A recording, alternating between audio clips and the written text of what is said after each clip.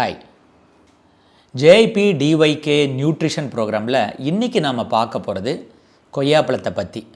இந்த கொய்யாப்பழத்தை பற்றி சொல்லப்போனால் எல்லா இடங்களிலுமே கிடைக்கக்கூடிய ஒரு பழம்.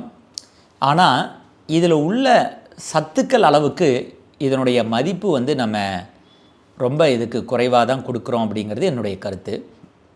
ஏன் அப்படின்னு பார்த்திங்கன்னா, எங்களை பொறுத்தவரை கொய்யாப்பழத்தில் பார்த்திங்கன்னா ஒரு ஆப்பிள் பழத்தை விட 2 மடங்கு 3 மடங்கு நிறைய சத்துக்கள் அதில் உள்ளது.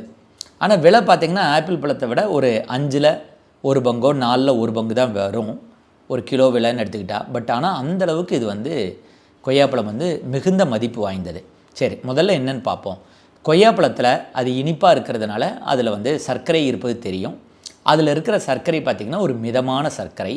ஒரு 100 கிராம் கொய்யாப்பழத்தில் எடுத்துக்கிட்டிங்கன்னா ஒரு 14 கிராம், அதாவது சொல்லப்போனால் ஒரு 3 டீஸ்பூன் சுகர் அளவுக்கு இருக்குது. அது என்ன ரொம்ப இம்பார்ட்டன்னா, இந்த கொய்யாப்பழத்தில் இருக்க சர்க்கரை நார்மலாக நம்ம ஆர்டிஃபிஷியலாக நம்ம சேர்க்குறோம்ல, இனிப்பில் சேர்க்குற அந்த சர்க்கரை இல்லாமல் இதில் இருக்கிற சர்க்கரை ஃபைபரோடு சேர்ந்து இருக்கிறதுனால நம்ம கொய்யாப்பழத்தை சாப்பிடும் பொழுது இந்த சர்க்கரை மெதுவாக தான் நம்ம ரத்தத்தில் ஏறும். அதனால் நம்மளுடைய பாடி ஈஸியாக அந்த சர்க்கரையை ஹேண்டில் பண்ண முடியும். அதான் சொல்லுவாங்க கிளைசிமிக் இண்டெக்ஸ்னு ஒரு என்டிட்டி சொல்லுவாங்க. கிளைசிமிக் இண்டெக்ஸ் அப்படிங்கிறது அதில் இருக்கிற அந்த கொய்யாப்பழத்தில் இருக்க சர்க்கரை எவ்வளோ வேகத்தில் ஏறுது அப்படிங்கிறதா. இப்போ நீங்கள் இதே பார்த்திங்கன்னா ஒரு மாம்பழ ஜூஸ் சாப்பிட்டிங்கன்னா அது ஏறுற வேகம் பார்த்திங்கன்னா இந்த கொய்யாப்பழம் சாப்பிட்றத அந்த சர்க்கரை ஏறுறதை விட பார்த்திங்கன்னா 3 மடங்கு 4 மடங்கு ரத்தத்தில் வேகமாக ஏறும். ஆனால் கொய்யாப்பழத்தில் பார்த்திங்கன்னா சாப்பிடக்கூடிய அந்த சர்க்கரை மெதுவாக ரத்தத்தில் ஏறும். இது பாயிண்ட் நம்பர் 1. இதில் நார்ச்சத்து மிகுந்து காணப்படுவதால் இது கொலஸ்ட்ராலை குறைக்க வல்லது. நார்ச்சத்து அதிகமாக இருப்பதால் உங்களுடைய குடல்களுக்கு மிகவும் நல்லது. மோஷன் போகிறதுக்கு கஷ்டப்படுறவங்களுக்கெல்லாம் இது ரொம்ப ஹெல்ப் பண்ணும். அதுக்கப்புறம் பார்த்திங்கன்னா இதில் வைட்டமின் சி நிறைய அதிகமாக இருக்குது.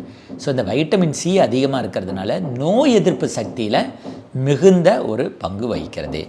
அது மட்டும் இல்லாமல் பார்த்திங்கன்னா இந்த கொய்யாப்பழம் சில ஆராய்ச்சி முடிவுகள், உறுதியான தகவலான்னு தெரியாது, சில ஆராய்ச்சி முடிவுகள் கேன்சரை தடுக்கக்கூடிய வல்லமை வாய்ந்தது அப்படின்னும் கொய்யாப்பழத்தை சொல்கிறாங்க.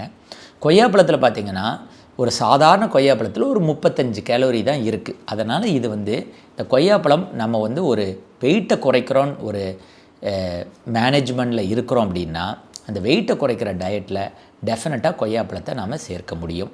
சர்க்கரை மிதமாக தான் ஏறுவதால் இது சர்க்கரை நோயாளிகளுக்கும் இந்த கொய்யாப்பழம் நல்லது.